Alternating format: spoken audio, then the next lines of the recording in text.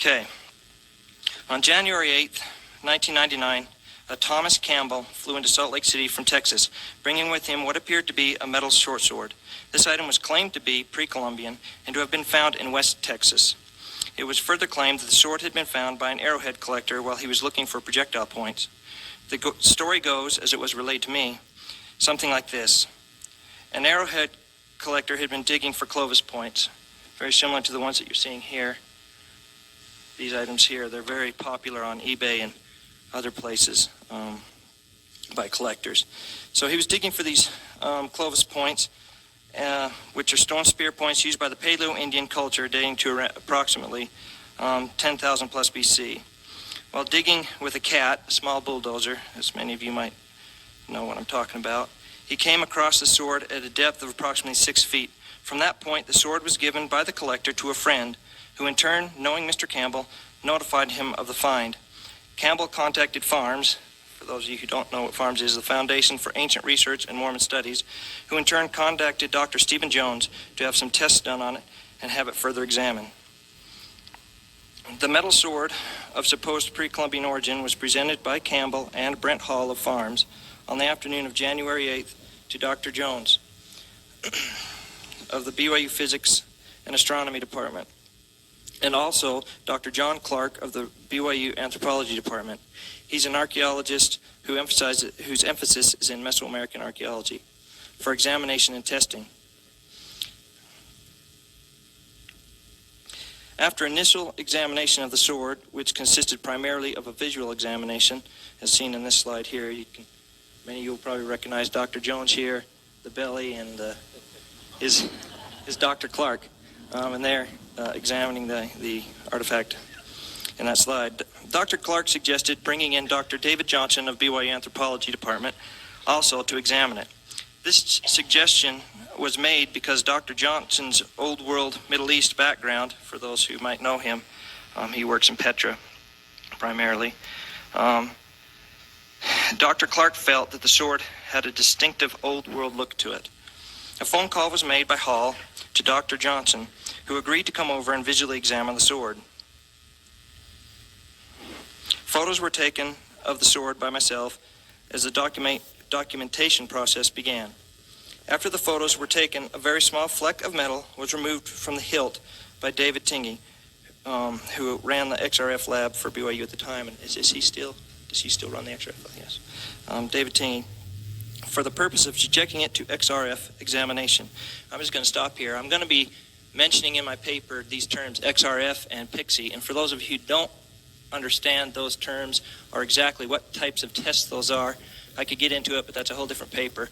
And you can talk to Dr. Jones about it because he's the physicist and I'm just a dirt archaeologist. I then removed some sediment also for XRF analysis that was embedded in the ridge area of the hilt. This is the object in question. Right here, there is a very defined ridge line all along the hilt, and embedded in some of these areas was some sediment, of which I removed using a scalpel. After this, a PIXI examination, which is another form of testing, was done on different points of the sword as another means of testing the sword's elemental makeup. Oops. Whoa, hey, wow. Technical difficulties here. That's not good.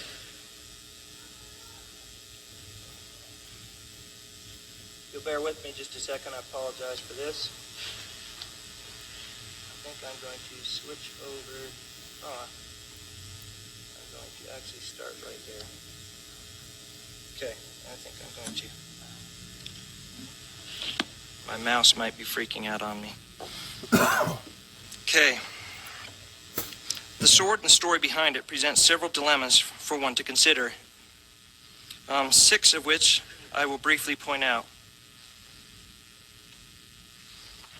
First, it immediately arouses skepticism that a metal sword of pre-Columbian origin would be found in the USA due to lack of other such finds. Second, the time frame and association with which this sword was supposed to supposedly found is very, very early. Paleo-Indian, or even the archaic time period which followed, is much earlier than that which a bronze short sword would or should be found. Third, the sword is a copper-tin mix, which is indeed bronze. This fact being established from both the XRF and Pixie tests. I'll discuss that later. A bronze weapon, however, though helping to prove, or at least begin to prove its authenticity as an ancient artifact, is hard if not literally impossible to place in the Americas due to the lack of pre-existing finds of Bronze Age metals in the U.S. And that's just coming from my own research. I heard mention in just the previous paper of a possible bronze sword, but I'm just coming from making that statement from my own personal research at the time this paper was written. Fourth, there is the loss of provenience, which I briefly mentioned before I started my paper, due to the collector removing the sword from the site without proper documentation. Fifth, which actually became the primary basis for my personal research with the sword. The sword has a very old world look or design to it. This fact was originally pointed out by Dr. Clark and agreed with by Dr. Johnson. Sixth, if this is an authentic artifact, then not only is it a major and fascinating find, but it also raises many questions, such as what culture does it belong to and how did it get where it was found?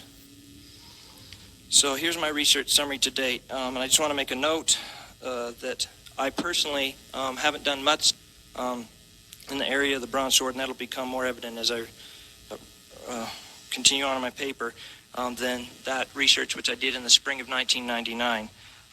When asked to present my findings and research on this bronze sword, it was I had to go to my file cabinet and brush off the dust due to the fact that, I'll get into that in a minute. The bronze sword was first visually examined by Dr. Jones, Dr. Clark, myself, and finally Dr. Johnson. Dave Tingey of the BYU Geology Department removed a very small fleck, as mentioned earlier, from the ridge of the hilt, just before the blade begins and the hilt ends. So right in here is where he removed just a very small, when I say fleck, imagine in your mind a pinhead, and that's about what we're talking about. When this was presented to us for testing, they wanted us to use non-invasive methods to do this testing, and then they were very apprehensive about us, maybe scraping off a huge chunk or anything like that. And we didn't want to damage the artifact ourselves at our end, but that's why we use these the Pixie and the XRF, because you don't need very much material in order to be able to pick up accurate tests. So when I keep saying the term fleck, that's what I'm talking about the size of a pinhead.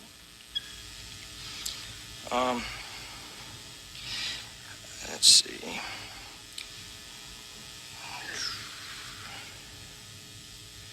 After this was done, a small amount of sediment was removed using a scalpel from each side of the hilt along the inside ridge by myself for soil analysis. So I removed soil from just about that point there, and this is actually showing both sides of the bronze sword. And right here, I removed another small soil sample or sediment sample. I'm just going to briefly note this, because this slide won't come up again in my present, but I want you to note this little circular piece here, which appears to be a rivet, and that'll make sense later.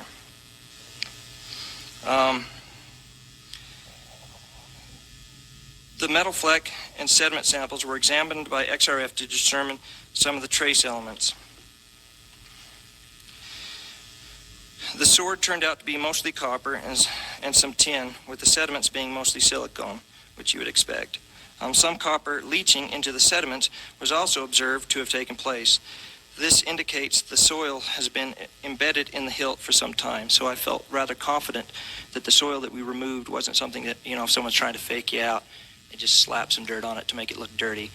In order for this copper to appear in the XRF and the Pixie would mean that it would have had to have been in contact with the sword for quite some time. And then here's all the trace elements that were also found in the artifact. The sword was then taken to the physics underground laboratory where it was measured and documented using a caliper. Any specific attributes that were noted on the drawing made by myself. So this is a drawing I made with measurements of the sword itself. Anytime I noticed something very that I felt was specific and would further my own research when it came time, I noted on this drawing that I made. Scott Perry, a physics graduate student at the time, then assisted in conducting pixie tests on specific points of the sword to better determine what the trace elements of the metal were. After taking several readings at different points on the sword with a pixie beam, and this is, once again, we use this because it was non-invasive, and so we didn't even have to remove any metal at the time. We could actually just have these beams shooting specifically on the artifact itself without any damage to it, and it would give us readings. From the data taken from the pixie test, the primary elements of copper, tin, and arsenic, possibly lead. There was a little between the arsenic and lead. We were not as clear on that, but it was definitely bronze. After hurriedly documenting and analyzing the sword for less than a single day, it was taken back to Texas by Campbell. I had the photos of the sword developed and began my research, specifically that of attribute analysis. I chose the hilt of the sword as my main focus because of its distinctive style and design. After extensive research of the Celtic Bronze Age and its swords, I started with the Celtic Bronze Age as a direct result of a suggestion made by Dr. Johnson, who at the time of his visual examination noted that it looked very Celtic and designed to himself. So that's, everyone needs a starting point, and that's the starting point that I took. I concluded that though there were some similarities in the hilt style, there weren't any exact matches, and in fact more differences than similarities as I read more about the design and the makeup of Celtic swords. One of the similarities I did find, and I could see why Dr. Johnson would suggest this, is this kind of what I coined. I don't know, in none of the literature it wasn't this, but I just call it the I shape, where you have the narrow part and then the two branching out at both ends. After briefly discussing my findings with Dr. Johnson, Johnson suggested possibly looking more closely at the Mycenaean culture of Greece, because he had found some similarities between the sword in question and the Mycenaean bronze sword design. I switched my focus at this time to the Greek Bronze Age and the Mycenaean culture in particular. As my research progressed, I found many attribute similarities between the bronze sword in question and the Mycenaean bronze swords, but still no exact matches. Again, I just would like to point out a few of those. Some of the similarities that I found was this nice, I talked about how the hilt of the sword had this groove where you could actually have had some sort of inlay in it. A lot of theirs were that, and these little rivets that would have been used to rivet in whatever, material that they were using in the hilt. And some of the design, this eye design again, is seen somewhat, theirs is more flared and less eye-shaped. This one, which was actually a bronze longsword, not a short sword, had a very similar looking hilt. But one thing I continued to read in the literature is that the Greeks in general were very warlike people, and they loved to put these nice little deep grooves so they could do the biggest bang for the buck, I guess, do more damage. And that's one thing that the sword we were examining did not have.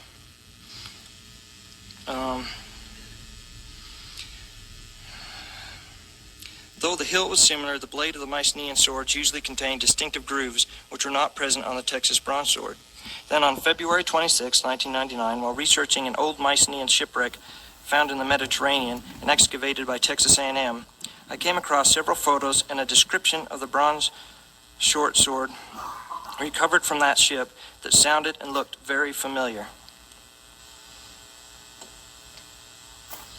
I now read from that description. Archaeologist Faith Hensel lifts an 18-inch long Canaanite sword from the seabed.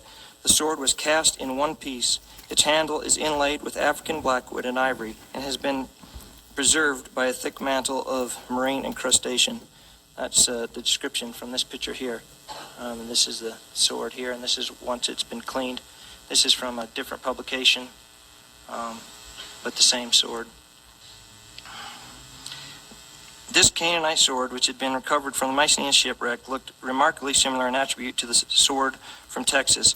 After further research, it did indeed appear to me that the two swords had enough attribute similarity both in the hilt and the blade to indicate that the Texas sword, in all probability, had come from the Canaanite culture, with a date of around 13 BCE.